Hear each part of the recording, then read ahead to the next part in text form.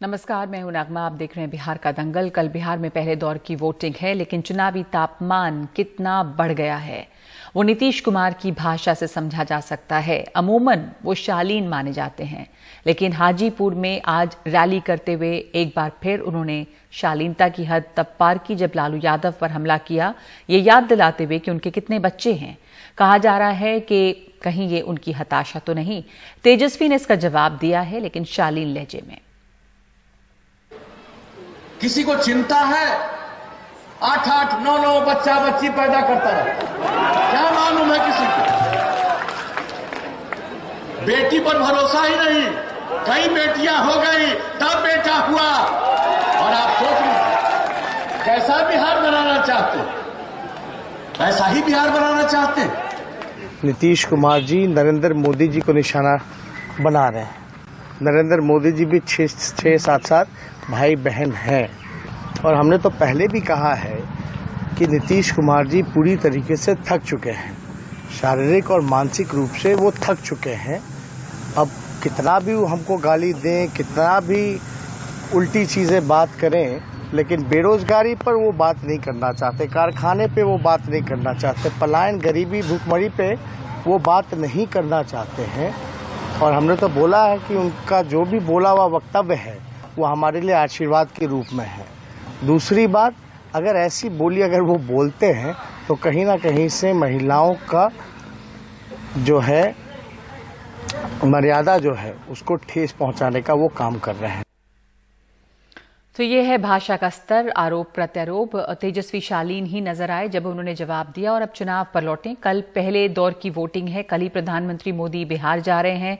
उनकी 3 जगह पर रैलियां हैं, दरभंगा, मुजफ्फरपुर और पटना शहर।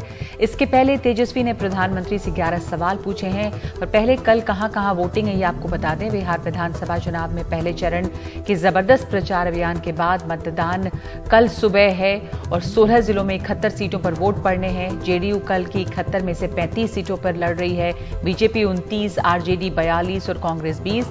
चिराग पासवान की लोक जनतांत्रिक पार्टी 42 सीटों पर मुकाबले में है। 71 सीटों में से पटना, भागलपुर, मुंगेर में कल वोटिंग है, लेकिन पटना और भागलपुर के सिर्फ कुछ ही हिस्सों में कल वोटिंग है। कल पटना शहर में वोटिंग नहीं है।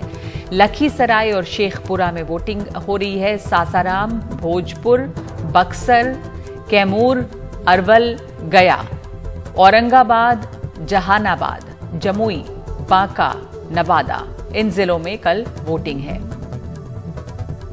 तो पहले चरण के लिए जिन 71 सीटों पर 16 जिलों में वोटिंग हो रही है, उन जगहों पर 2015 के नतीजों पर एक बार नजर डाल लीजिए कि तब नतीजे कैसे आए थे। इसमें इन 71 सीटों में आरजेडी को 25 सीट मिली थी। अगर अकेली पार्टी के तौर पे देखें तो आरजेडी को सबसे ज्यादा सीटें थी, जेडीयू को 21 थी, बीजेपी को 14, कांग्रेस को 8 और सीपीआई, निर्दलीय और हम पार्टी जो है उन्हें 1-1 सीटें इसमें आई थी। और आज अलग अलग दलों के दिग्गजों ने दूसरे चरण के लिए रैलियां की हैं, क्योंकि पहले चरण की तो प्रचार खत्म हो चुका है। कल वोटिंग है। मुख्यमंत्री नीतीश कुमार ने कई विधानसभा क्षेत्रों में अपने उम्मीदवारों के लिए रैलियां की। आरजेडी पर तीखा हमला बोला और क्षेत्रीय मुद्दों पर बात की। विपक्ष के नेता और महागठबंधन के मुख्यमंत्री पद के दावेदार तेजस्वी यादव का आज 12 सभाओं का कार्यक्रम था। उनकी अधिकांश सभाएं पूर्वी और पश्चिमी चंपारण के विधानसभा क्षेत्रों में थीं। बीजेपी अध्यक्ष जेपी नड्डा ने मधुबनी के राजनगर में पहली रैली की। उन्होंने 15 साल पुराने लालू राज को लेकर आरजेडी पर निशाना साधा। आपको याद है ना कि शहाबुद्दीन ने 2 भाइयों को तेजाब में जला दिया था और उसका गवाह भाई उसको शहाबुद्दीन ने मार दिया था और वो दंदना रहा था, कोई उसको रोक नहीं पाता था। जब नीतीश बाबू बिहार के मुख्यमंत्री बने तो शहाबुद्दीन जेल के पीछे गया। ये रिकॉर्ड है, इसको हमको समझना चाहिए। केंद्रीय मंत्री रविशंकर प्रसाद भी इस रैली में मौजूद थे और उनसे बातचीत की है मेरे सहयोगी उमाशंकर सिंह ने। बीजेपी के राष्ट्रीय अध्यक्ष जेपी नड्डा और केंद्रीय मंत्री रविशंकर प्रसाद यहां राजनगर में जनसभा को संबोधित करने के बाद लोगों से मिलते हुए जा रहे हैं वापस। हम बात करने की कोशिश करते हैं। रविशंकर जी, आपने भाषण में मधुबनी पेंटिंग का भी जिक्र किया, मखाना के लिए भी बात की, क्या कुछ करेंगे क्षेत्रीय विकास के लिए? देखना होगा, आगे बढ़ो। 1 लाख करोड़ रुपए की योजना की घोषणा निर्मला जी ने की है जी, तो उसका विस्तार से ये पूरा मधुबनी, पूरा दरभंगा मखाने का है जी। मधुबनी पेंटिंग को ऑनलाइन आगे बढ़ाने में हम लोग की बहुत बड़ी भूमिका आपको मालूम है जी। नरेंद्र मोदी जी गिफ्ट करते हैं, तो इस इलाके का पूरा विकास है, इसकी हमारी पूरी कोशिश है। और इसमें एक आखिरी सवाल की, एक बड़ी जो भीड़ आती है तेजस्वी की सभा में, उस पर आप क्या कहेंगे कि नाराजगी है नीतीश जी को लेकर? इधर भीड़ कम है क्या? नहीं, इधर भी भीड़ है, लेकिन अब देखिए जनता उनकी आए, बिहार जनता ने विकास देखा है, नीतीश कुमार के शांति है, बिजली है, पानी है, मेडिकल कॉलेज है, और गांव में ऑप्टिकल फाइबर जा रहा है 1000 करोड़ रुपए की योजना से, ये लोगों ने देखा है, तो लोग जानते हैं कि अब हरन फिरौती का अब राज वापस नहीं लाना। लेकिन नीतीश जी के खिलाफ एक गुस्सा भी देखने को मिल रहा है कई इलाकों में। नहीं, मेरा खाली कहना है, देखिए नीतीश कुमार जी ने जिस प्रकार से बिहार में काम किया है, शांति लाया है, मैं सवाल पूछता हूँ, लोग सवाल का जवाब देते हैं, आप देखते हैं मेरा इंटरैक्टिव भाषण होता है जी। इसलिए बिहार की जनता बहुत निर्णायक रूप से इंडिया को जिताएगी। तेजस्वी यादव ने बिहार के लोगों से 10 लाख नौकरियों का वादा किया है। इसी कड़ी में आज वो नौकरी संवाद बिहार के साथ कार्यक्रम के जरिए लोगों से जुड़े। इतना ही कहना चाहते हैं कि एक क्लीन स्लेट होता है, जो लिखिएगा वही पढ़ा जाता है, वैसे ही हम एक क्लीन स्लेट जैसा है, आप जो लिखेंगे वही आप जो है पढ़ेंगे। बिहार के लोग एक बार फिर से एक साथ जात पात को छोड़ करके, धर्म की राजनीति को छोड़ करके, सब लोग गोलबंद होकर के देश को दिशा दिखा रहे हैं कि हम मुद्दे पर खड़े हो सकते हैं। राष्ट्रीय जनता दल के नेता तेजस्वी यादव ने प्रधानमंत्री से उनके बिहार दौरे से पहले 11 सवाल पूछे हैं। कल प्रधानमंत्री बिहार में 3 जगह रैलियां कर रहे हैं। फेसबुक पर अपनी एक पोस्ट में तेजस्वी यादव ने लिखा है कि कल आदरणीय प्रधानमंत्री जी बिहार आ रहे हैं। मैं दिल्ली और पटना की डबल इंजन सरकार से निम्नलिखित सवाल पूछना चाहता हूं। पहला, दरभंगा एम्स की घोषणा 2015 में हुई, लेकिन ऐन चुनाव से पहले ही उसके कार्यारंभ की घोषणा क्यों हुई? मुजफ्फरपुर में 34 अनाथ बच्चियों के बलात्कार के मुख्य आरोपी को मुख्यमंत्री की मदद पर वो क्या बोलेंगे? दरभंगा और मुजफ्फरपुर में सुपर स्पेशलिटी अस्पताल बनाने के वादे का क्या हुआ? सरकार ने वर्षों पहले स्किल यूनिवर्सिटी बनाने का वादा किया था, उसका क्या हुआ? आशा है जल जमाव में सुशील मोदी के भागने, पटना नगर निगम आदि की उपलब्धियों पर विमर्श करेंगे। देश के टॉप 10 सबसे गंदे शहरों में बिहार के 6 शहर क्यों हैं?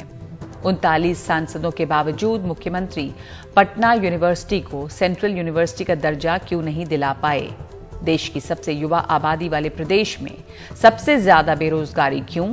सरकार ने कितनी नौकरियां दी? 15 साल के सुशासन राज में बिहार के हर दूसरे घर से पलायन क्यों हुआ? कोटा में फंसे हजारों छात्र, देश भर में फंसे लाखों मजदूर बिहार आने से क्यों रोके गए? 2015 चुनाव में पीएम ने सरकार के 33 घोटाले गिनाए थे, उसके बाद 27 और घोटाले हुए। क्यों घूम रहे हैं घोटालों के आरोपियों के साथ एनडीए नेता?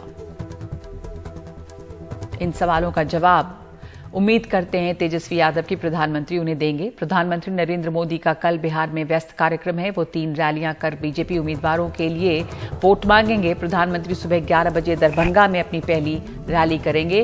दोपहर 12:30 बजे प्रधानमंत्री मुजफ्फरपुर में दूसरी रैली करेंगे और प्रधानमंत्री की आखिरी रैली पटना में होगी, जिसका समय दोपहर 2 बजे निर्धारित है। एक ब्रेक ले रहे हैं। ब्रेक के बाद देखिए बिहार चुनाव में महिलाओं के क्या है सरोकार।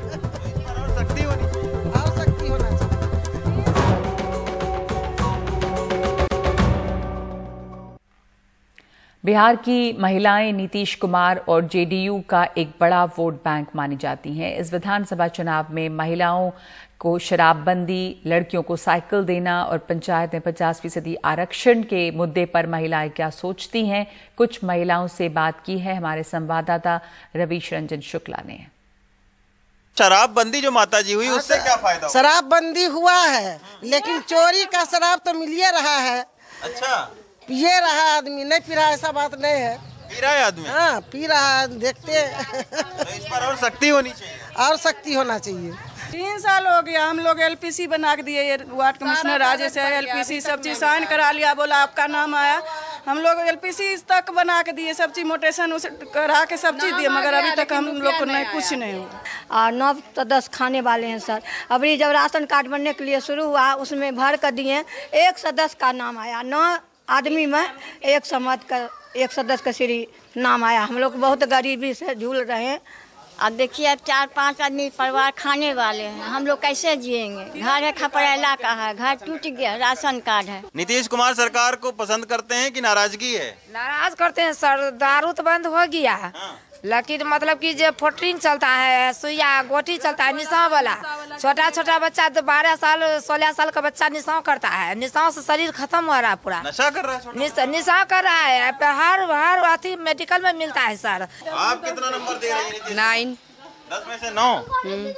अच्छा, आप नीतीश कुमार सरकार रहेगी या जाएगी? 2 नंबर 10 में से 2 नंबर देते हैं। उल्टे सर बोलते हैं कि 1,000 रुपया खाता में आएगा, कोरोना वाला। जुआ 25 जो खेलता है, गांजा भांग दारू पी को नटंगबाजी करता है, उन लोग पर शासन करना चाहिए। अच्छा, तो शराबबंदी का कोई असर नहीं है? कुछ नहीं, हम लोग का कुछ असर नहीं हुआ।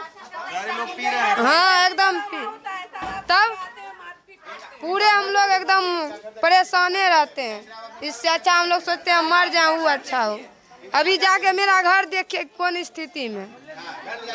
हाँ 3 गो बाल बच्चा है, उनको भी कैसे ऐसे इधर उधर ढनकते रहते हैं। कम से कम कमाने वाला को जो पीते खाते शासन रहते बंद करते, तब न बच्चा लोग को पढ़ाते लिखाते अच्छा से रखते।